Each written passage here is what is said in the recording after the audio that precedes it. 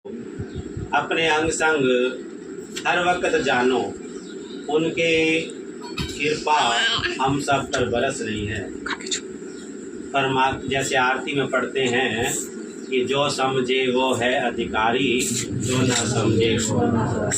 जो समझे तो उनको कृपा का अधिकारी, जो ना समझे वो नहीं। इसलिए अपने सतगुरु को हर वक्त अपने अंग संग समझे।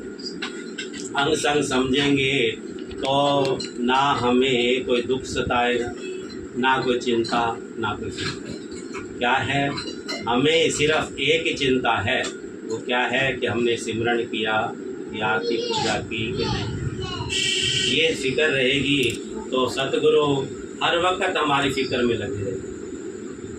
कहते हैं जिक्र करे साध, फिक्र करे तो बावरे, जिक्र करे तो साध, फिक्र करे बावरे। जो जिक्र करता है उसको सतगुरु अपने आप ही फिक्र करने में लग जाते हैं। फिक्र हमें नहीं करनी है, फिक्र उनको करनी है। हमारी फिक्र वो करेंगे, हमें तो क्या करना है, जिक्र करना है, उनकी महिमा को गाना है, उनके नाम का सिमरन करना है और उनके बताए हुए आज्ञा के पालन में लग जाना है। तो इसमें हमारा कल्याण ही कल्याण होगा। और जहाँ पर दुनिया के किसी कोने में रहेंगे तो हमें किसी चीज़ का डर नहीं, भय नहीं, चिंता नहीं, फिक्र नहीं। सब कुछ श्री गुरु महाराज जी जाने और उनका काम है। कहते हैं कि श्री गुरु महाराज जी एक बार श्री विदेश में कृपा फरमाई। आश्रम था, वहाँ पे आश्रम का निर्माण हुआ, तो वहाँ गए, श्री गुरु में कृपा फरमाई। तो वहाँ की जो संगत थी श्री गुरु के चरणों में बेनती करने लगे। जब गुरु महाराज जी वापस कृपा इंडिया में फरमाने लगी, भारत में आने लगी, तो वहाँ की संगत ने श्री गुरु के चरणों में बेनती करी, महाराज जी कृपा करो, यहाँ पर सत्संग कोई भी नहीं कर सकता है और आश्रम बना हुआ है, तो आप कृपा करो, महात्मा जी को यहाँ पे रखो या भाई जी को रखो। तो श्री गुरु महाराज जी ने उनकी पुकार को सुना। विदेश में था, विदेश में, तो फिर गुरु महाराज जी ने एक अपने जो निजी सेवा में थे उनको फरमान फरमा दिया कि आप यहाँ की सेवा संभालें, सत्संग आपने यहाँ से संभाला। श्री गुरु महाराज जी उनको सेवा सौंप कर आप भारत वापस आ गए। महात्मा जी वहाँ पर रहे। उनके मन में एक विचार आना, कुछ दिन बीते, अकेले रहते थे, तो संगत तो दूर दूर रहती है वहाँ विदेशों में, कोई आई रोज़ तो आती नहीं है, रोज़ आना हो नहीं सकता था। तो श्री गुरु महाराज जी के चरणों में बैठे हुए थे, तो उनको विचार आया मैं यहाँ अकेला रहता हूँ, बीमारी है, लाचारी है, कुछ हो गया तो मेरा साथ कौन देगा, मैं तो यहाँ बिल्कुल अकेला हूँ।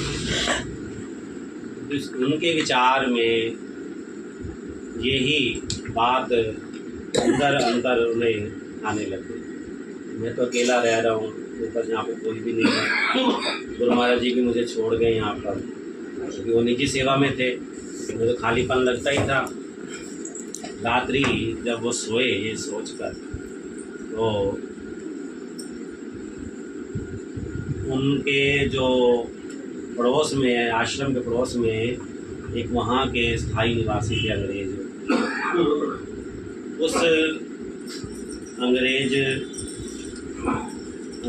जो लेडीज थी, रानी उनकी, वो वहाँ पर गैलरी में आ गई बाहर, किसी कारण रात को नींद खुली तो गैलरी में आ गई।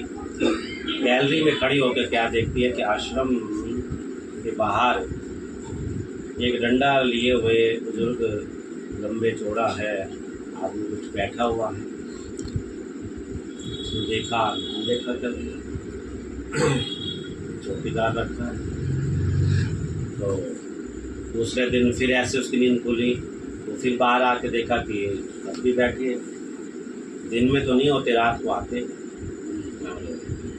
ऐसे ही 3-4 दिन हुए। उसने जब ना रात को नींद खुल जाए वो गैलरी में आए तो देखा भी वो बैठे होते हैं, चक्कर काट रहे होते हैं।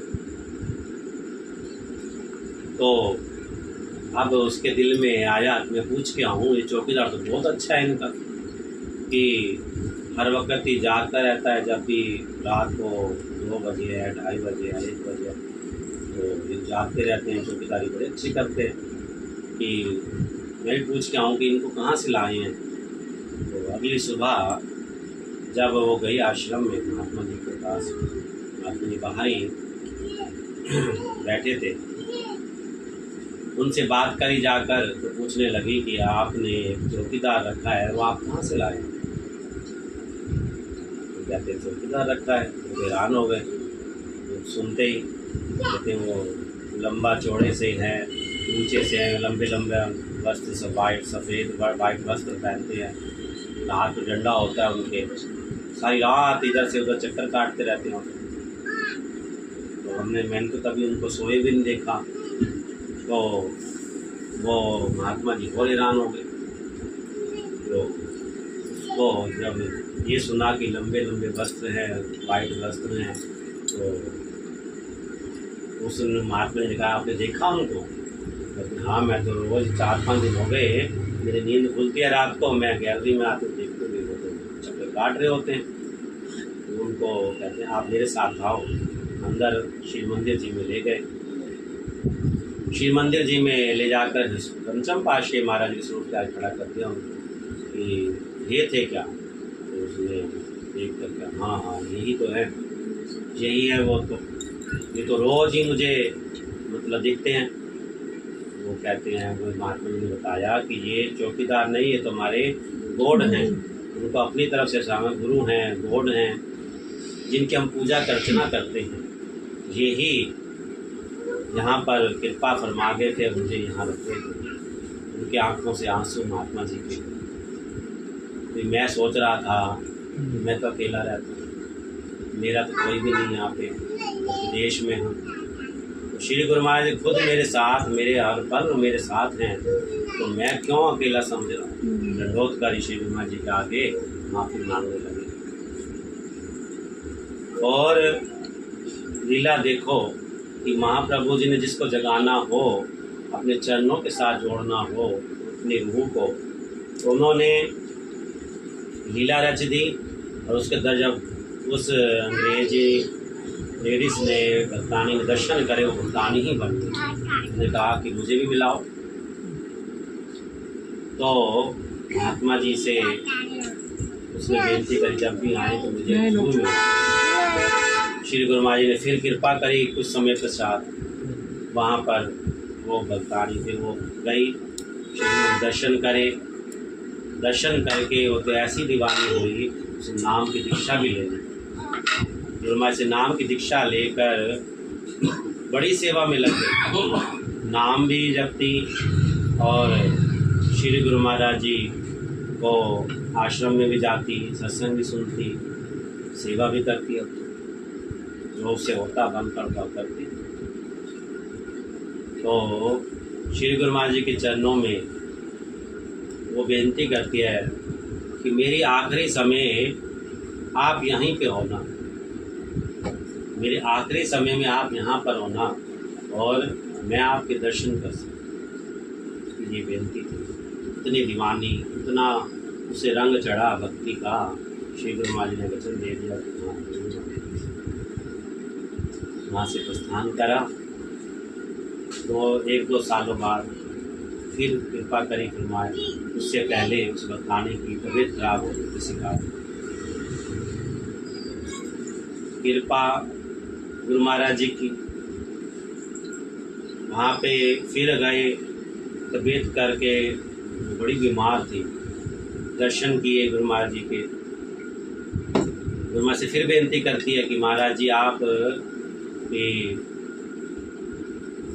जब मेरा अंतिम समय आए तो आप मेरे सामने हो। श्री गुरु महाराज जी ने कहा कि जरूर मेरी आखिरी इच्छा जरूर पूरी करें। जानी जान महाराज तो ऐसे ही जब श्री गुरु महाराज वापस कृपा करी तो उस भक्तानी ने अपने प्राण छोड़ दिए। वहाँ से श्री गुरु महाराज जी ने फोन द्वारा महात्मा से बात करी। महात्मा जी ने बताया कि वो ऐसे ऐसे सीट छोड़ गई।